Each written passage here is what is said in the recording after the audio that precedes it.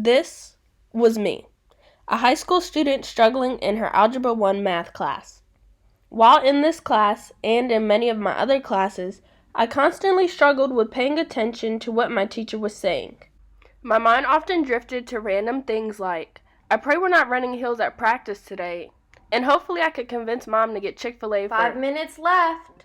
I knew the material, majority of the time. I just got easily distracted and often confused myself when completing assignments.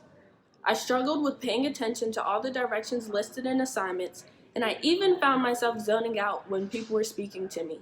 My parents thought that I was just being lazy and not putting enough effort towards school, but it turns out that that was not the case.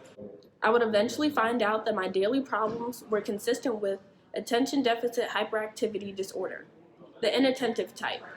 The National Center for Learning Disabilities reports that about 1 in 5 children in the United States suffer from a learning and attention issue, including dyslexia and ADHD. And as a result of this issue, many families in the United States are unaware of the various learning disabilities and disorders, as well as how it can affect someone's learning ability and the proper ways to seek help for these issues. In my case, my parents were not very educated on what learning disabilities were. Hence why they believed that I was just being lazy with my work and performing poorly on tests and quizzes. So when my teacher recommended that I look into getting tested for learning accommodations, my parents were clueless on how to follow up with my teacher's remarks. It was new to all of us. By the summer of 2020, I had been tested and diagnosed with the inattentive type of attention deficit hyperactivity disorder, thanks to the assistance of various teachers and staff members at Bullis, to include Mr. Moreau and Mr. Ice. With their involvement in my education, I was able to receive the assistance I needed to be successful in a classroom setting, and because of how my own experience went, I decided to focus my humanities capstone project on the process of gaining learning accommodations. This year, I have worked with my mentor and one of our school learning specialists, Dr. Susan Holtzman, to gain a basic understanding of the world of learning disabilities and ADHD. While working with her this year, I have done heavy research focused on what are learning disabilities and ADHD, the signs of a student with learning disabilities and ADHD, the differences between public and private schools' education requirements, the cost associated with getting tested for students, the effectiveness of student service plans, and much more. Furthermore, I was able to conduct an interview with Dr. Lori Smith, a licensed private practice psychologist who worked in Fairfax County education system for over 16 years.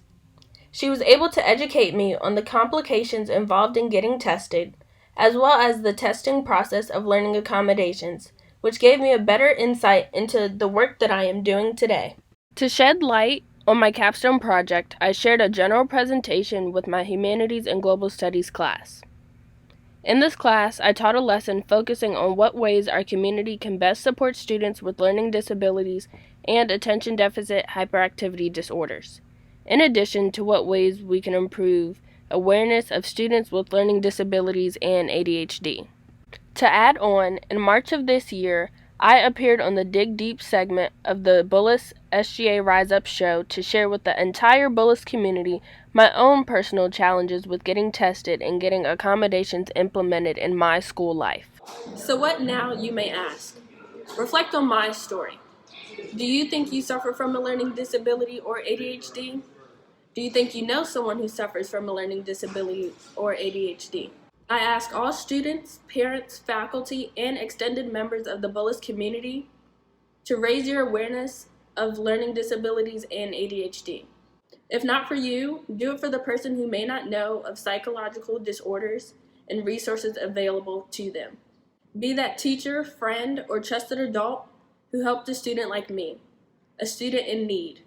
You never know how it could turn out. The least you can do is try.